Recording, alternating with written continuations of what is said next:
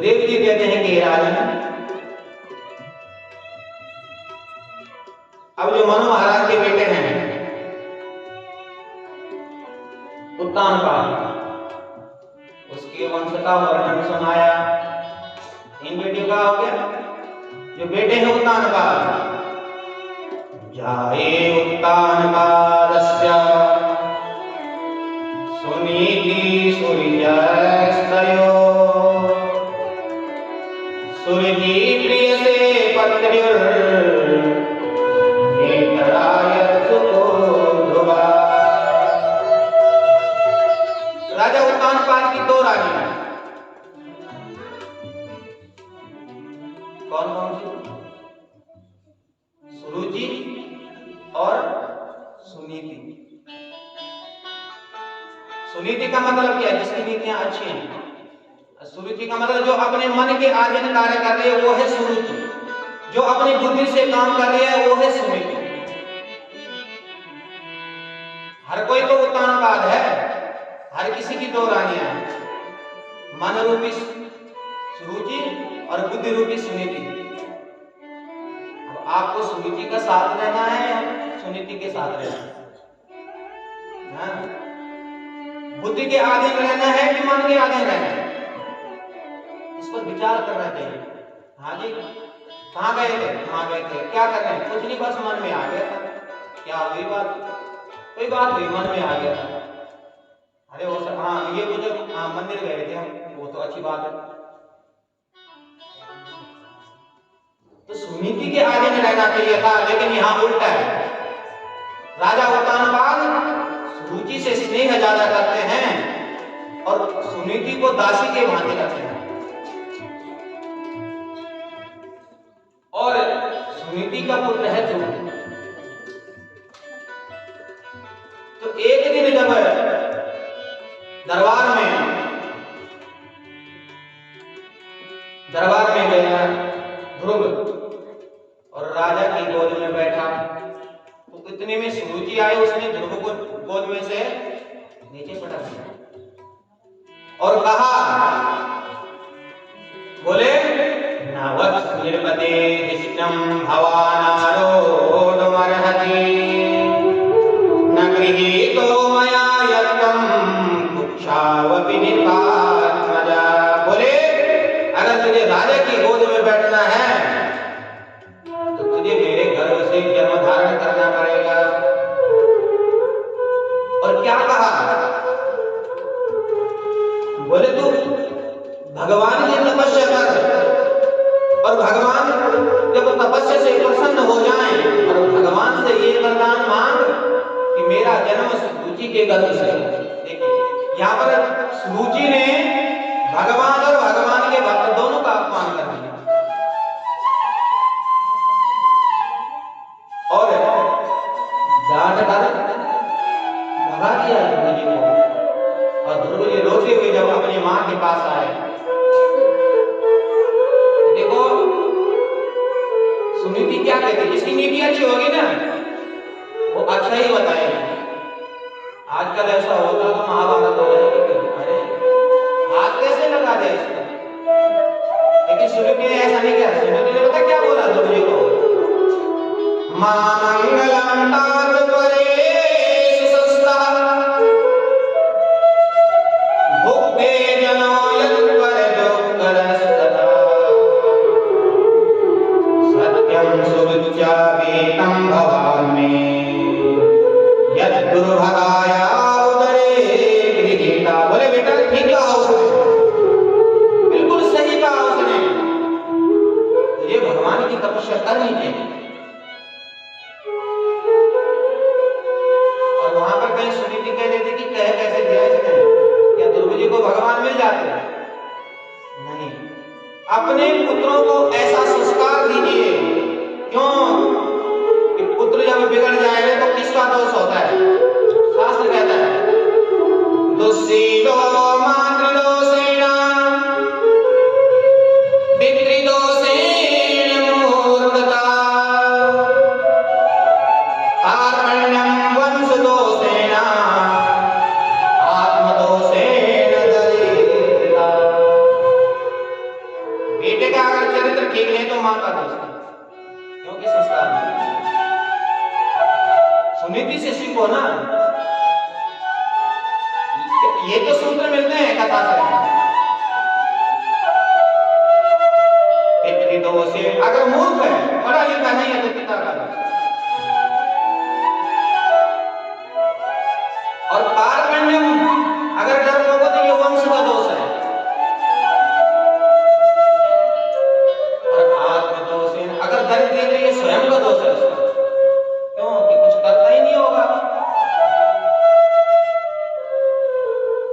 ये सूत्री तो शास्त्रों से हमें मिलते हैं।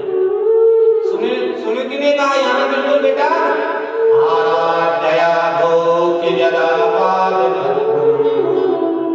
यदि जसे ध्याय समनत्तमो यथा। बेटा जा उस परम पुरुष की आराधना कर। और 5 वर्ष की अवस्था में ध्रुव जी घर से निकल गए जंगल के। अब जंगल में कहाँ जाएंगे, भगवान कहाँ मिलेंगे कुछ पता नहीं है। अब परिस्थिति तो ये है कि ना तो ये पता है कि भगवान कहाँ मिलेंगे, ना ये पता है कि कैसे मिलेंगे। लेकिन फिर भी निकल गए, मैं भगवान को अवश्य प्राप्त करूंगा। मनस्थिति मजबूत बना ली। परिस्थिति नहीं देखी कि मुझे कुछ मालूम नहीं है, ये रास्ता ही पता नहीं है। हम तो परिस्थिति ले आते हैं। लेकिन मैंने कहा आपको कि अगर हमारी लगन सच्ची है, निष्ठा हमारी पूर्ण है, तो भगवान माध्यम बनाकर स्वयं आ जाते हैं।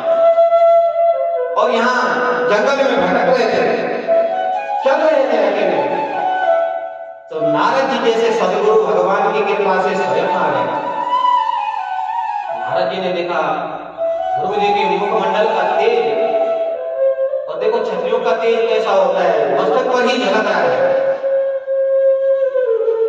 तो नारद जी ने पूछा, बेटा क्या बात है, कहाँ जा रहे हो? अरे इस जंगल में ऐसे ऐसे हिंसक जीव रहते हैं, तुम्हें भय नहीं लगता? घर चले जाओ। बोले बाबा मैं घर जाने के लिए नहीं आया हूं। तो क्यों आए हो? बोले मुझे भगवान को प्राप्त करना है। क्यों? बोले मेरे सौतेली मां ने मुझे किस प्रकार कहा है, सारी विस्तार से कथा सुना दी नारद जी। बोले बेटा अरे मान सम्मान में देना बच्चों का काम नहीं है, तेरे तो खेलने कूदने के दिन है, इसलिए घर चले जाते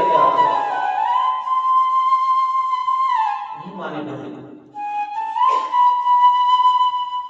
तो जब ध्रुव जी नहीं माने, नारद जी ने पहले परीक्षण किया। ऐसे थोड़ी शिष्य बना देते थे, पहले परीक्षण करते थे।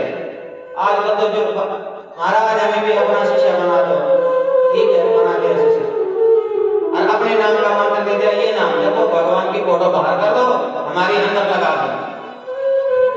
तो नारद जी ने ऐसा किया क्या ध्रुव जी को? ना, नारद जी अरे वो तो शिष्य को मार्ग बता दिया, अपने आप साइड हो जाए। अब अपने आप घुस गए तो उसको मार्ग कहां से मिलेगा? मार्ग तो तुमने रोक दिया उसका। तो नारद जी ने जब देखा कि भाई इसकी लगन सच्ची है, तो तब ध्रुव जी को कहा, तत्तात गजभद्रं ते यमुनाया तटं शुचि पुण्यं मदगनं यत्र सानिध्यं नित्यदा हरे। मेरे बेटा जहाँ तेरा कल्याण हो, तो यमुना के तट पर मधुवन में जा, जहां भगवान का नित्य निवास है। अच्छा बाबा करूंगा क्या मैं वहां जाकर? बोले मैं तुझे एक मंत्र दे देता हूं। कौन सा मंत्र? आइए हम भी उस मंत्र का गुणगान करें। ओम नमो भगवते वासुदेवाय।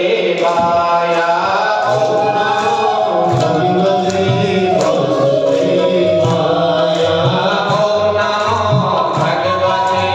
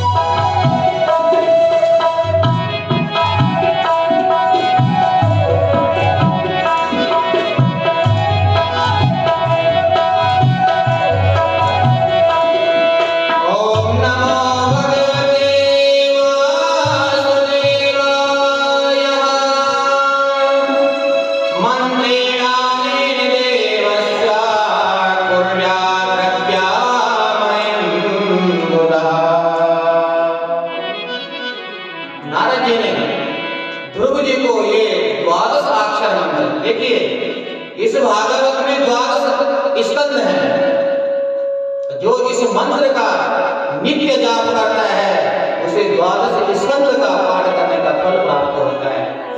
लेकिन शर्त यह है भाव से जो करते, इसलिए तो द्वादश अक्षर मंत्र है। और ये दिव्य मंत्र जब ध्रुव जी को दिया और नारद जी ने ये मंत्र दे दिया, अपनी चले गए। ध्रुव जी यमुना के तट पर आए मधुबन में, और जब मधुबन में पहुंचे तो ध्रुव जी ने ये मंत्र जपना शुरू किया। अब देखिए, एक साधक को अपने साधना में नियमों में वृद्धि कैसे करनी चाहिए। ये नहीं कि बस लगे 2 साल हो गए बस वही मंदिर गए, धूप दीप बताया आ गए ना। ध्रुव जी से सीखिए। ध्रुव जी ने नियम बनाया, त्रातांते त्रातांते कपित्था भद्राशनः आत्मविद्यानुसारेण मासं निन्नेत्ययन् हरिम्।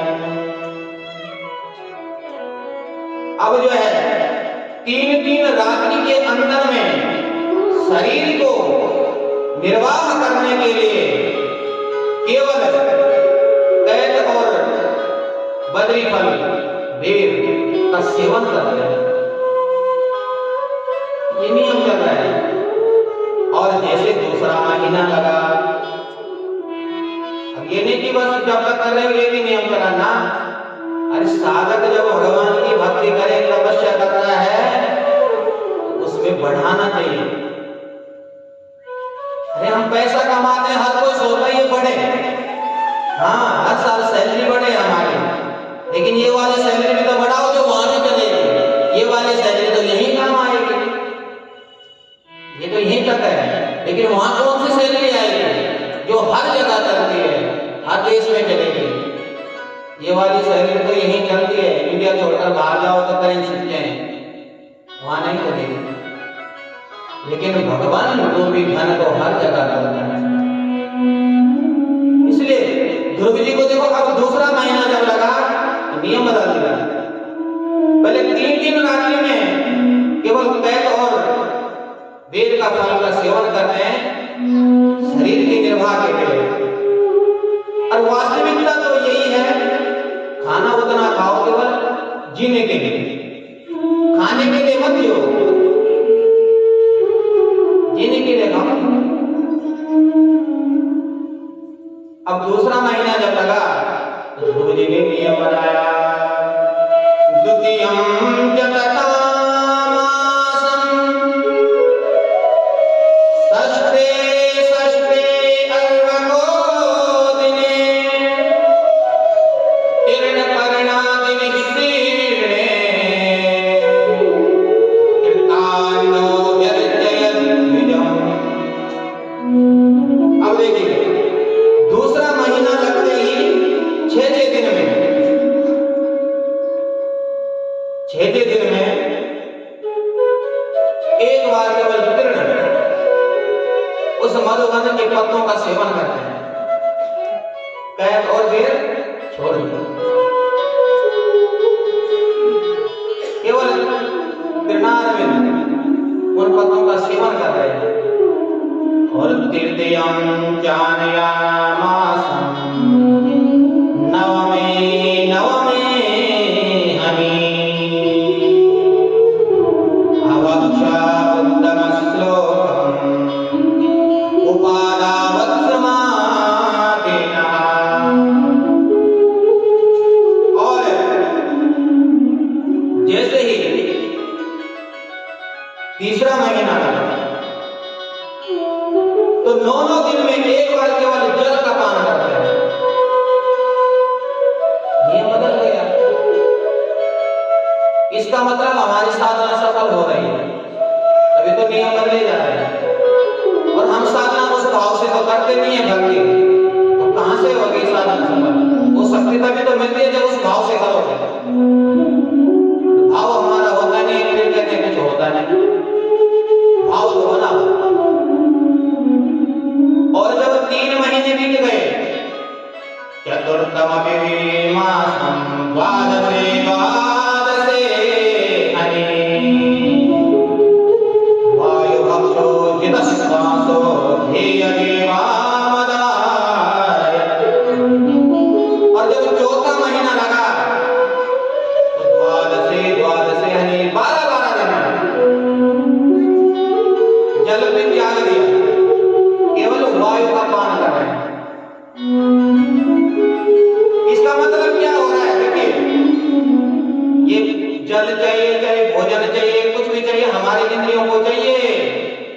इसका मतलब इंद्रियों पर विजय प्राप्त कर रहे हैं, इसलिए तो नियम बदल रहे हैं। हम क्यों नहीं कर पाते? वही तो कमी रह जाते हैं। भगवान भगवत तत्व की प्राप्ति क्यों नहीं हो रही है? हम इंद्रियों पर विजय नहीं प्राप्त कर रहे। अब देखिए, 4था महीना जब समाप्त हुआ तो 5वां महीना लगा। अब 5 महीने लगते, देखो नियम देखो समझिएगा। पंचमे मासम प्राप्ते जितश्वासो निपात्मजा ध्यायन् ब्रह्मापदेकेना तस्थो स्थानोरिवाचनः।